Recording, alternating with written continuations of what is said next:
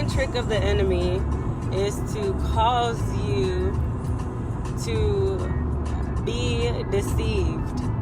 So what he's going to do is distract you, send distractions, cause you to pay attention to those distractions, which then takes you off course of what you're supposed to be doing. Like today, something happened with my whole rent situation and me sending my rent amount from one account to another, and everything is supposed to be paid today, and nothing went right like I wanted it to, like I prayed to God for it to happen. But in that not going the way that I wanted it to happen, I had a little breakdown, and I had to stop myself from that breakdown, because I'm like, Brianna, weren't you just saying yesterday, like, you're gonna trust God?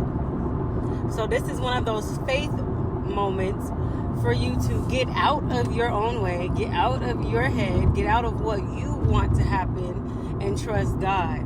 So I stopped, having my little breakdown, and I was like, you know what, God, I trust you. I'm going to keep trusting you no matter what. I've been saying that I'm going to trust you, so that's what I'm going to do.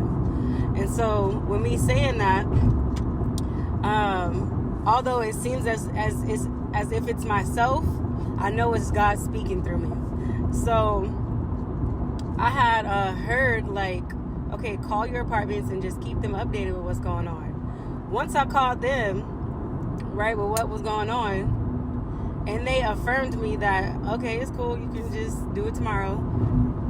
Like, it's only going to be $5 added as a late fee. I thought to myself, like, wow, the enemy really tried to have one up on me, because I would have went the whole day freaking out if I hadn't said, you know what, God, I'm going to trust you. Let me stop looking at these distractions. Let me stop looking at what's going on in front of me and what I know physically is going wrong.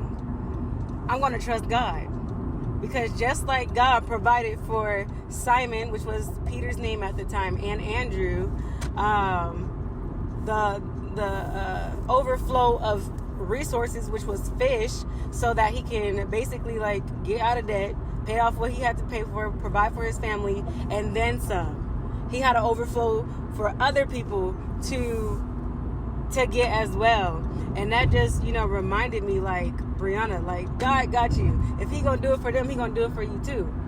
Like, the enemy really likes to distract people, for real. And it's like that's really one thing that I can say, especially your flesh. Your flesh is your biggest enemy of them all, first off, because the spiritual enemy, which is the devil, Satan, he's already defeated.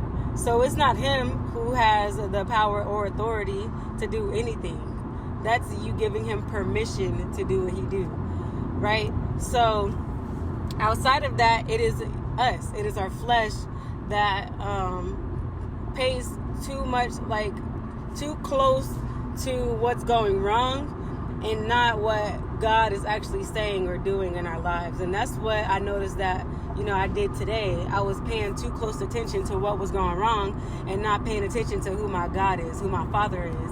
And once you snap out of that, like, everything in your mind, even though everything is still going wrong, in your mind, you're okay.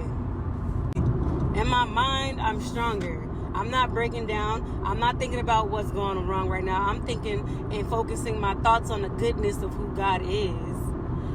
And that's what God encourages us to do. That's what he wants us to do. He wants us to have that faith and that belief in him that if he speaks the word, it's going to happen. Not to give the spiritual enemy authority or power over us, because that's when things get worse. When we give power to an enemy that's already defeated.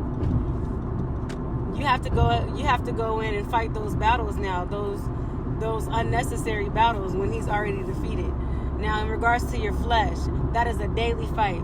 You're supposed to fight off your flesh daily, on a daily basis. Watch and be prayerful of your thoughts, of the things that you do, of your actions, so that you can stay the course of what God wants you to be and where he's leading you.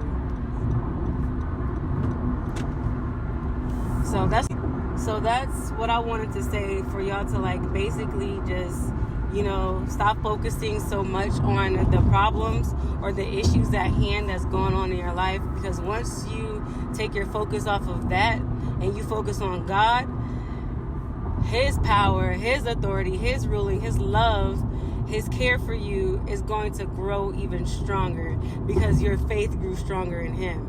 So now you have a higher belief level, a higher faith level in the God that you serve. And He's going to make it happen. Trust me and believe. That's why I had made this Facebook post earlier, like, the enemy can't delay what God has for me. The enemy can't delay prayers that God answered. What God answers is what God answers, and He strategically places it for a time for it to show up in your life. You may not be ready to receive, but eventually you will. Before I go and get back into what I'm supposed to be doing, I'm driving and I'm not supposed to, but I just wanted to encourage you guys to snap out of it. Snap out of it, snap out of it.